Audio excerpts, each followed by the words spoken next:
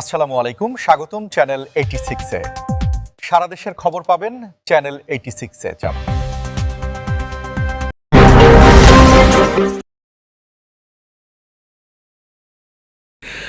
Gazipur Dhaka bypass সড়কের নারায়ণগঞ্জের রূপগঞ্জ উপজেলার দাউদপুর ইউনিয়নের পলখান এলাকায় আন্ডারপাস নির্মাণের দাবিতে মানববন্ধন, সড়ক অবরোধ ও বিক্ষোভ কর্মসূচি পালন করেছে এলাকাবাসী।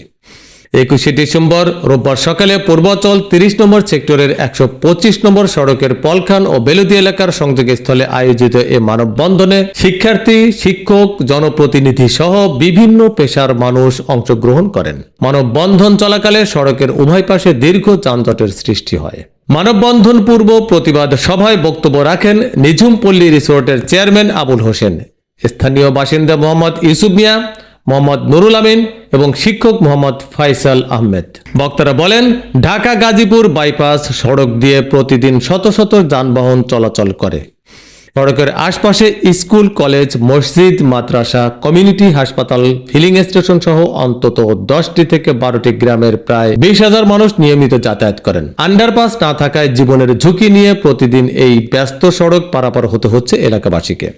তারা অভিযোগ করেন, সড়ক ও জনপদ বিভাগ গুরুত্বপূর্ণ এই সড়কের নির্মাণ কাজ পরিচালনা করলেও জনদুর্ভোগ লাঘবে প্রয়োজনীয় আন্ডারপাস নির্মাণের উদ্যোগ নেয়নি। অবিলম্বে আন্ডারপাস নির্মাণের জন্য সড়ক ও জনপদ বিভাগের দৃষ্টি আকর্ষণ করেন বক্তারা। একই সঙ্গে দাবি পূরণ না হলে বৃহত্তর আন্দোলনের কর্মসূচি ঘোষণার হুঁশিয়ারি দেন তারা। পরে নারায়ণগঞ্জ জেলা পুলিশের গ সার্কেলের সহকারী পুলিশ সুপার মেহেদী ইসলাম এবং রূপগঞ্জ থানার ভারপ্রাপ্ত কর্মকর্তা সাফজেল হোসেন আন্দোলনকারীদের সঙ্গে আলোচনা করে পরিস্থিতি স্বাভাবিক করেন। অনেকদিন থেকে আপনারাও জানেন, আমরা 5 আগস্টের পরে এলাকায় চাকরিতে এসেছি। অনেকদিন ধরেই তারা একটা দাবি বা একটা আন্দোলন করে আসছে এবং এই প্রেক্ষিতে এই নিয়েও এর আগে তারা বিভিন্ন কর্মসূচি পালন করেছে।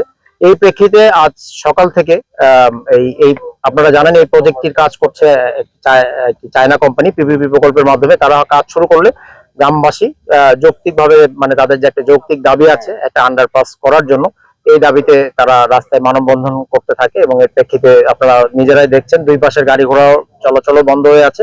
এর প্রেক্ষিতে আমি, আমার থানার ওসি সাহেব সহ, ইন্ডাস্ট্রিয়াল পুলিশের প্রতিনিধি সহ, রোড সাইন হাইওয়ে প্রতিনিধি সহ আমাদের ঊর্ধ্বতন কর্তৃপক্ষের নির্দেশে আমরা এখানে এসেছি। আমরা এখানে এসে সম্মানিত গ্রামবাসীদের সাথে কথা বলেছি, স্থানীয় গণ্যমান্য ব্যক্তিদের সাথে কথা বলেছি, রোড সাইন হাইওয়ে প্রতিনিধিদের সাথে। এতক্ষণ চ্যানেল 86 এর সাথে থাকার জন্য আপনাদের ধন্যবাদ।